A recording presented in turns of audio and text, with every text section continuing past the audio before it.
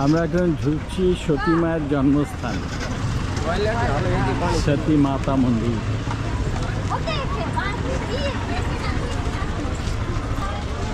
এখানে সতী মাতা জন্ম নিয়েছিলেন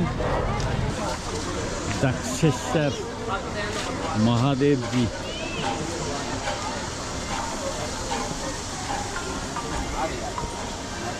पंचायती आश्रम दक्ष जगकुंड। दक्ष मंदिर सामने सतीर जन्मस्थाने पहुँचे गेছি। सतीर जन्मस्थान देखছি ঘুরে ঘুরে।